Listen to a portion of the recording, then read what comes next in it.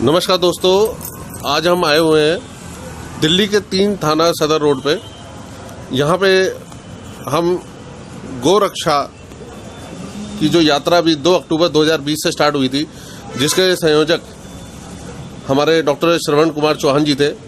उनसे हम जानने आए हैं कि जो उन्होंने संपूर्ण भारत में यात्रा लेके निकले थे वो किस उद्देश्य से निकाली थी और आगे की उनकी क्या उसमें रूपरेखा थी।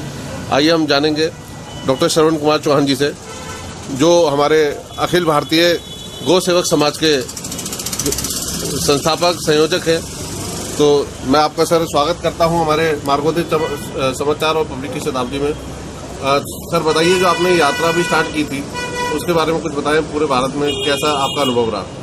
मैं डॉक्टर श्रवण कुमार चौहान, राष्ट्रीय संयोजक अखिल भारतीय गौ सेवक समाज व अखिल भारत गौ सुरक्षा यात्रा सम्मत 2077।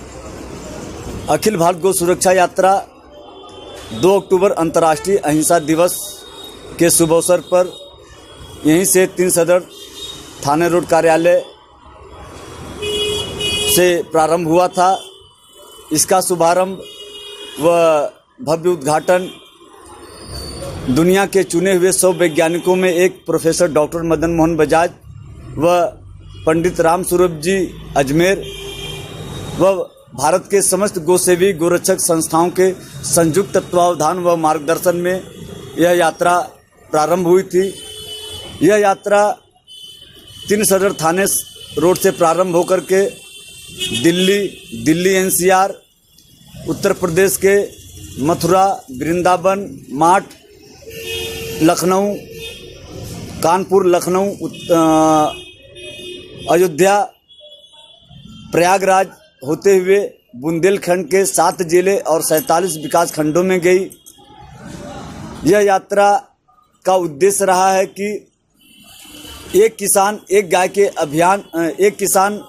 गाय अभियान के अंतर्गत कैसे 10 किलो गोबर व 7 लीटर गोमूत्र, 1 किलो गुड़, 1 किलो चना व किसी भी पेड़ के या मेड़ के नीचे की 1 मुट्ठी मिट्टी से 72 घंटे के अंदर में फर्टिलाइजर बना करके जहर मुक्त 1 एकड़ खेती जहर मुक्त करें, उसका प्रशिक्षण व संकल्प किसानों को कराया गया। यही क्रम हरियाणा, राजस्थान, मध्य प्रदेश, छत्तीसगढ़, झारखंड, उड़ीसा होते हुए पश्चिम बंगाल के गांव और शहरों तक गई। इस यात्रा का मुख्य उद्देश्य ही यही रहा कि सभी मानव को शाकाहारी बना करके जीवों की रक्षा करना, किसानों व गोपालकों को गो आधारित प्राकृतिक कृषि करने के लिए प्रेरित करना, पंचगव्य से मूल वर्धित पदार्थों को बनाने व उसके प्रचार के लिए संकल्पित करना, गांव के अंदर में वृक्षारोपण व औषधीय पौधों की खेती करके गांव को खुशहाल बनाना, गौशालाओं को स्वावलंबी बनाना व गोभक्त व सज्जन शक्तियों को संगठित करना। इस यात्रा के अंतर्गत विभिन्न तरीके की परेशानियां तो हुई, लेकिन काफ़ी अनुभव भी हुआ। कई जगह गौशालाओं में हम लोग गए। गौशालाएं जो स्वावलंबी, जो दान के ऊपर में निर्भर रही, उनको हम लोग प्रेरित किए कि पंचगव्य के द्वारा आज हमारे कामधेनु गो विज्ञान के जो अनुसंधानकर्ताओं ने लगभग 1100 तरीके का प्रोडक्ट बनाने में सफल हुए। उनके विषय में बहन विष्णुप्रिया जी के माध्यम से जन जागरण का सारा कार्य हुआ। हमारे साथ बहन विष्णुप्रिया जी हैं, जो इस पूरी संपूर्ण यात्रा की संयोजिका थी। उनसे भी हम जानेंगे कि उनका क्या अनुभव रहा इस पूरी यात्रा के दौरान। नमस्कार मैडम, स्वागत है हमारे चैनल में। सभी गोभक्तों को, भारतवासियों को प्रणाम, वंदन, अभिनंदन।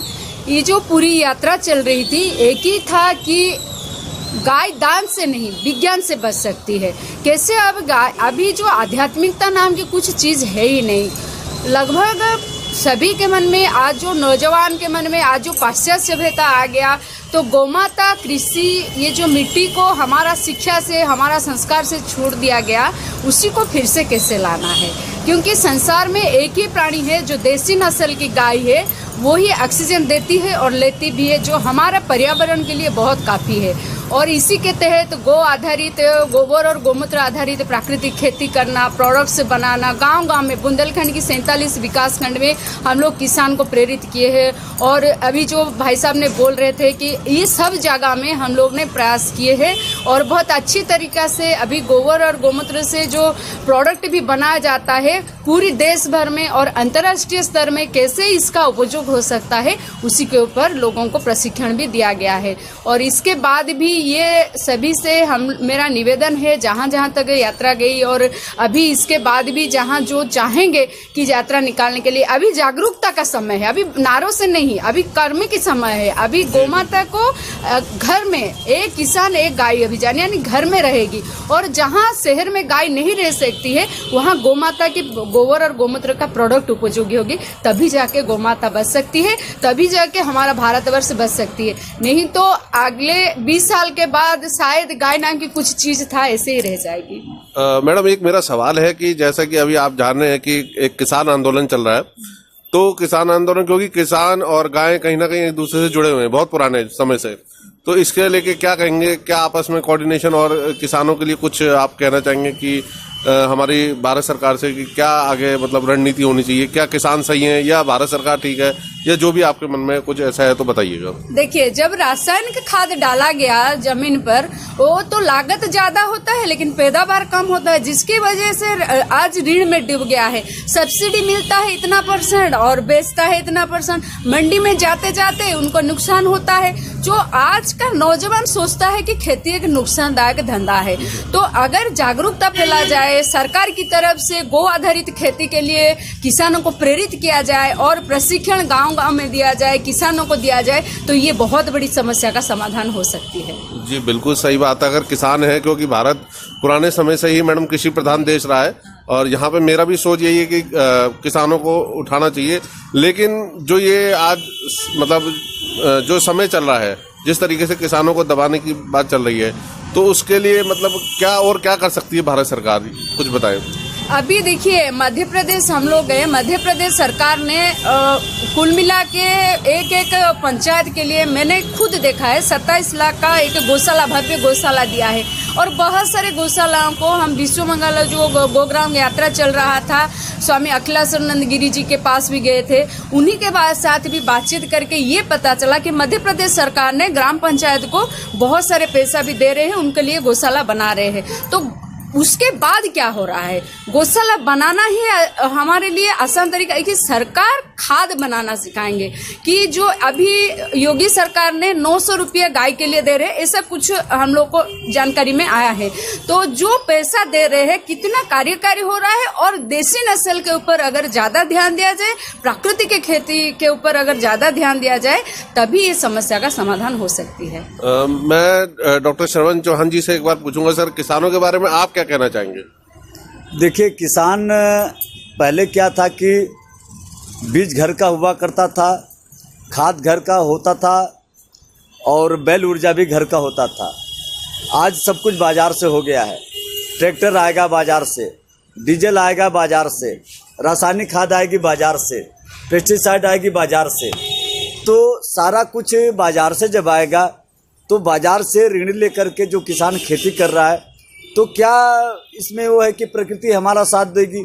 अतिवृष्टि हो सकती है, अनावृष्टि हो सकती है, ओले पड़ सकते हैं। तो जब कोई भी प्राकृतिक आपदा आती है, फसल उसमें नष्ट होता है, तो चूंकि किसान होता है संवेदनशील, उसको कर्ज बर्दाश्त नहीं होता है। तो अगर 10 रुपये का भी कर्ज अगर उसके दरवाजे पर कोई कर्ज लेने के लिए पहुँचे, तो ही आत्महत्या का कारण बनता है। लेकिन सर, मोदी सरकार कह रही है हम तो किसानों के हक के लिए कानून बना रहे हैं, लेकिन किसान कह रहे हैं ऐसा कुछ भी नहीं है।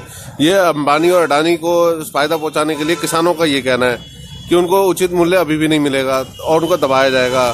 तो इस बारे में मतलब आप क्या कहेंगे? सर, मैं इस सब बातों पे नहीं जाना चाहता। मैं तो सीधे जमीन और गाँव और किसान की बात, बस एक ही चीज़ जानता हूँ कि जब हम स्वावलंबी खेती करने लग जाएंगे, तो हमें किसी सरकार और किसी माने लोगों के ऊपर में निर्भर नहीं रहना पड़ेगा। नहीं सर, यहाँ थोड़ा सा मामला बिक्री का है, क्योंकि वो उगा तो लेंगे पर उनका अनाज बिकेगा कहाँ, उनकी फसल बिकेगी। इसके लिए अब हमारे एक्सपर्ट लोग इसके लिए जवाब देंगे। इसका जवाब हम उस हिसाब से सर मैं यही जानना चाह रहा हूँ कि आप हमारे श्रोताओं को ये बताएं कि मतलब किसान अपनी जगह आपके हिसाब से सही है या हमारी भारत सरकार सही है? कुछ थोड़ा सा देखिए, हमारे समझ में आ रहा है कि भारत सरकार जो भी कदम उठा रही है किसानों के लिए बढ़िया ही कदम उठा रही है।